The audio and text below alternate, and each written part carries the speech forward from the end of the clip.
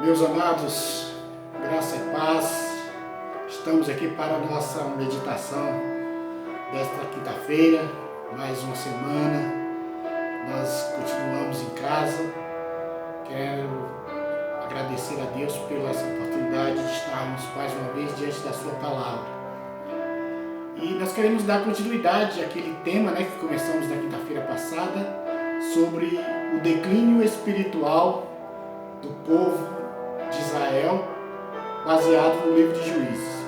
Hoje nós vamos lá para o capítulo 6. E nós queremos colocar como subtema desse estudo de hoje entre o medo e a fé. Será que a fé e o medo podem caminhar juntos? Ou os dois são totalmente diferentes um do outro? Os dois não se combinam. Quando a gente estuda a palavra de Deus, a gente vê que os dois não se combinam.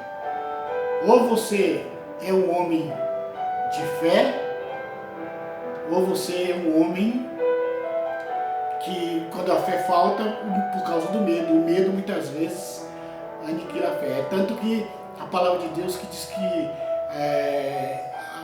Deus lança fora todo medo, não é? Deus, ele lança fora todo medo. Então, essa mensagem de não tenha medo, ela está de Gênesis e Apocalipse. Não tenha medo, não tem mais. Eu sou contigo, eu sou teu Deus, né?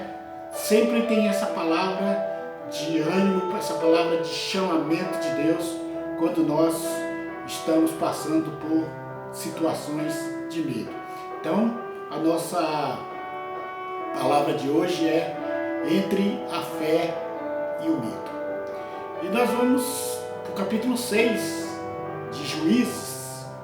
Nós vamos fazer a primeira parte, Nós vamos do versículo 1 ao versículo 16, ok? Nós vamos dividir em duas partes. Primeiro, o chamamento de Gideão. O chamamento de Gideão. Então, como é que estava o contexto desse chamamento, dessa convocação de Gideão? Os versículos de 1 a 11 nos colocam algumas coisas muito importantes. Versículo 1 diz: porém os filhos de Israel fizeram o que era mal aos olhos do Senhor, e o Senhor os entregou nas mãos dos midianitas por 7 anos. Querido, o declínio espiritual da igreja, do povo de Israel, do povo de Deus, sempre vem por causa do afastamento do homem de Deus. Deus nunca se afasta da gente, nós é que nos afastamos dele. Então, todas as vezes que a gente se afasta de Deus, há um declínio espiritual muito grande. E o texto diz que os filhos de Israel fizeram o que era mal aos olhos do Senhor. Então o Senhor entregou ao domínio dos midianitas por 7 anos. Amados, por que a gente faz isso? Nós sabemos que, se afastarmos de Deus, o inimigo está lá para nos atacar. Israel, quando levantava um juiz que servia ao Senhor, Israel ficava na presença do Senhor. Quando morria aquele juiz, que o povo esquecia do Senhor, o povo ia adorar os ídolos. Então, o texto diz que, porque o povo de Israel fizeram o que era mal aos olhos do Senhor, Deus os entregou nas mãos dos midianitas. Que povo terrível! Olha o que descreve os próximos versículos. E prevalecendo a mão dos midianitas sobre Israel, fizeram os filhos de Israel para si, por causa dos midianitas, covas que estão nos montes, cavernas e as frutificações. Uma outra coisa que a gente observa aqui, querido, que quando nós nos afastamos de Deus e os inimigos nos atacam, nós queremos nos esconder. O texto diz que o povo ali se esconderam nas cavernas, nas covas, nos buracos e nas fortalezas. Quem tinha dinheiro para construir uma fortaleza, destruía. Mas a maioria do povo ia para as cavernas, ia para as covas, ia para os esconderijos se esconder, porque os midianitas, eles eram terríveis. Versículo seguinte diz assim: porque sucedia que, semeando Israel, os midianitas e os amalequitas, também os do Oriente, subiam contra eles, e punha-se contra ele em campo, e destruíam os frutos da terra, até chegarem a Gaza, e não deixava mantimento em Israel, nem ovelhas, nem bois, nem jumentos. Amados, o inimigo, ele quer destruir o povo de Deus. O inimigo quer destruir a vida do crente. E quando ele vem furioso, quando nós nos afastamos da orientação de Deus, da proteção do Senhor, ele vem com tudo, ele vem para destruir, ele vem para destruir o casamento, ele vem para destruir a família, ele vem para destruir a nossa saúde, ele vem para destruir. E o texto diz que eles vinham que não deixavam nada. Olha os versículos seguintes: porque subiam com seus gados, suas tendas, e vinha como gafanhotos em grande multidão, que não se podia contar, nem eles, nem aos seus camelos, e entravam na terra para destruir. Eles vinham, eles esperavam o povo de Israel plantar. Quando estava na época da colheita, ele vinha para destruir, ele não deixava nada, era como uma nuvem de gafanhoto. Quando os gafanhotos passam por uma plantação, eles não deixam nada. Então, o inimigo esperava a época que Israel ia colher. Então, imagine, meus irmãos, a situação: 7 anos de plantação sem ter colheitas. Porque todos os anos, os midianitas, os amalequitas e tantos outros vinham e tiravam tudo. E pegavam as criações, pegava o trigo, pegava tudo. O versículo seguinte diz, versículo 6: assim Israel empobreceu muito por causa da presença dos midianitas. Então os filhos de Israel clamaram ao Senhor. Queridos, muitas vezes nós queremos clamar ao Senhor só depois que empobrecemos. Quando você está na abundância, quando estamos muitas vezes, com um bom emprego, com um bom salário, com uma boa conta bancária, com uma vida boa, a tendência é se afastar do Senhor. Mas quando o empobrecimento vem, e esse empobrecimento é em todas as áreas da nossa vida, quando o empobrecimento vem, aí nós vamos buscar o Senhor.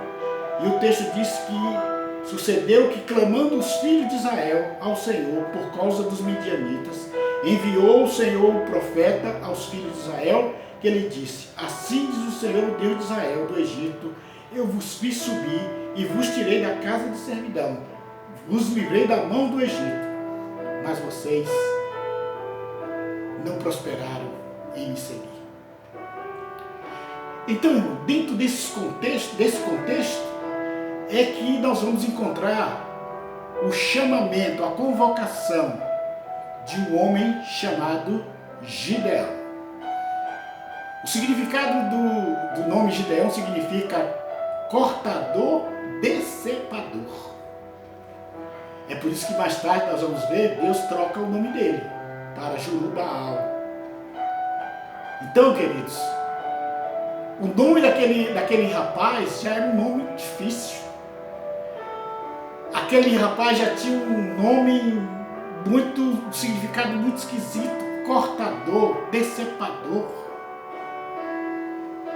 E aí, mas é nesse contexto que Deus vai atrás para destruir, para decepar, para cortar o inimigo que estava cortando como gafanhoto, destruindo como gafanhoto. Deus levantou o outro, cortador e decepador, porque Deus ia decepar, ia livrar Israel do jugo dos midianitas. E então, queridos, versículo 11, começa a luta de Deus para convencer a Gideão de que ele era um homem forte.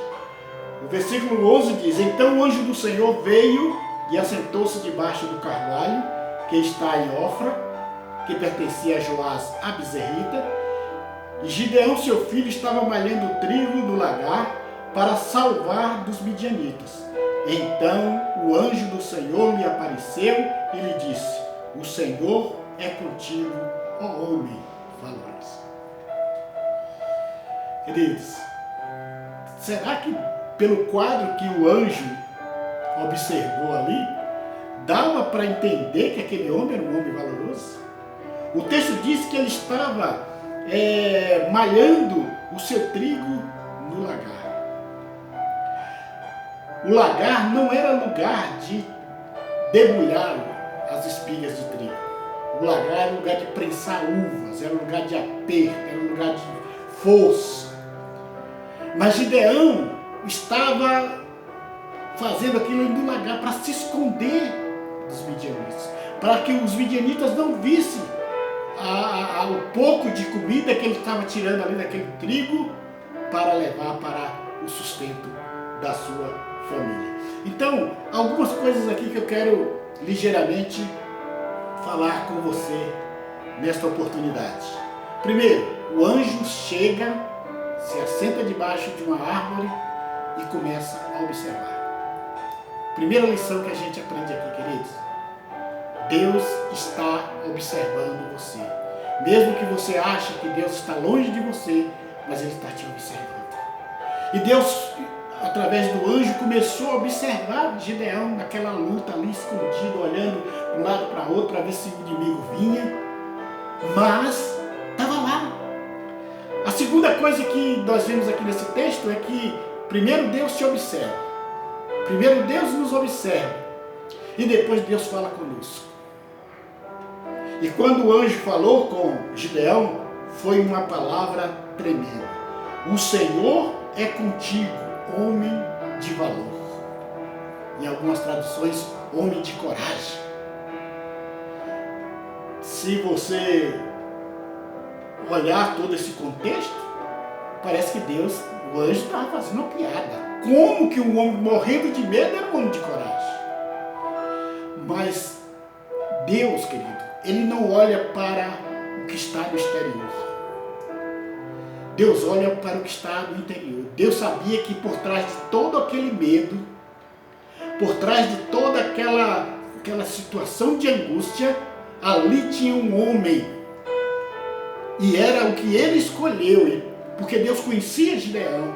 Deus o escolheu para ser o libertador de Israel naquele momento. Então, queridos, Deus conhece, mesmo que você se ache uma pessoa medrosa, uma pessoa covarde, uma pessoa... Deus conhece o seu potencial. Deus conhece o seu potencial, meu irmão. Mesmo que você muitas vezes não aceita, você vive uma vida de timidez, você tem medo de fazer algo na obra de Deus, você tem medo de avançar, você tem medo do futuro, você está com medo do coronavírus, você está com medo de um tanto de coisa. Mas Deus sabe que dentro de você tem um potencial, e Ele sabe porque foi Ele que te fez, Ele te conhece. Então Ele disse, então o anjo do Senhor lhe apareceu e lhe disse: o Senhor é contigo, homem valoroso. Homem de valor, você tem valores. Você tem valores. Mas, versículo 13, mas Gideão respondeu: ai Senhor meu, se o Senhor é conosco, por que tudo isto nos sobreveio? E que é feito de todas as tuas maravilhas que nossos pais nos contaram, dizendo: não nos fez o Senhor subir do Egito? Porém agora o Senhor nos desamparou e nos deu nas mãos dos midianitas. Gideão não acreditou no que o anjo estava falando a respeito dele. Deus está falando muitas vezes que você é um homem de valor, uma mulher de valor, um jovem de valor, mas você olha para a circunstância. Gideão não acreditou, porque ele era um homem envolvido pela circunstância que o cercava, pelo medo, pelo terror que o cercava. Então, ao abrir a sua boca, ele falou um ai. O ai significa grito de dor. Mas se o Senhor é conosco, por que nos sobreveio essas coisas? Aí a gente começa esse questionamento. Se eu estou na igreja, se eu estou fazendo a obra do Senhor, por que me sobreveio isso? Por que está nos sobrevivendo isso? A igreja do Senhor está aqui, por que estão morrendo tantas pessoas todos os dias no nosso país? Por que nós estamos aqui? Por que nós estamos... Esse vírus está nos matando, nos levando a ficar doentes? Por quê? Cadê aquilo que Deus fala? Cadê a história que Deus tirou o povo do Egito? Os nossos pais contaram isso. Mas o Senhor nos tirou do Egito para nos colocar nas mãos dos midianitas?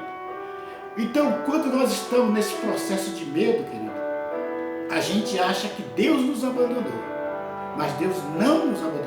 Nós é que abandonamos Deus. Gideão precisava fazer uma leitura e olhar, porque o profeta já tinha dito antes que Israel estava assim por causa que se afastou do Senhor.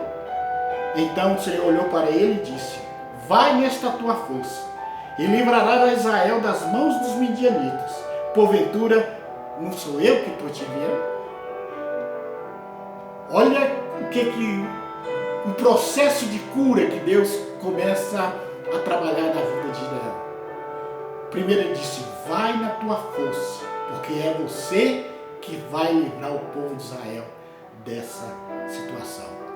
Eu vou parar por aqui, queridos, e nós vamos dar sequência na próxima semana, mas eu quero encerrar tirando algumas lições do texto para nós. Primeira lição: você precisa estar debulhando no lagar quando Deus tenha toda uma eira, todo um campo para você desenvolver o pão da vida, que é Cristo. O trigo representava o pão, a vida. Deus está te dando o mundo, Deus está te dando um campo para você desenvolver o seu potencial, mas você está trabalhando o seu pão em um lugar imprensado, em um lugar apertado. Segunda lição: quando nos afastamos de Deus, a nossa vida espiritual entra em declínio, nos levando ao empobrecimento, à dominação, ao medo e à angústia. Tudo acontece porque nós nos afastamos do Senhor. E a terceira lição: Deus quer nos curar interiormente. Então, queridos, Deus quer te curar nesta oportunidade. Essa palavra é uma palavra de cura. Não tenha medo, mulher valorosa, homem valoroso. Deus é contigo, eu estou contigo. Eu tenho um projeto para a sua vida. Você é importante para mim. E eu quero encerrar deixando uma pergunta para você. A pergunta é: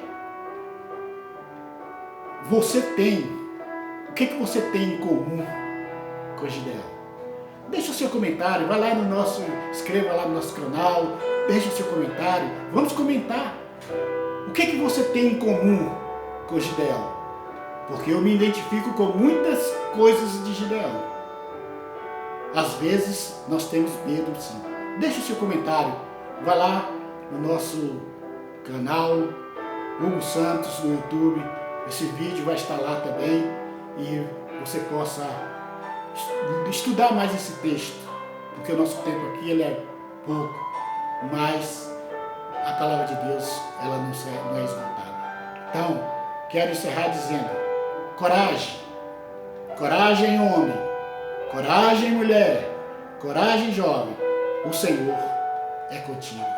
Deus te abençoe e te dê paz, coragem, confiança e fé. E a Bíblia diz que Deus lança fora todo o medo. A fé lança fora todo medo. Que Deus te abençoe em nome de Jesus.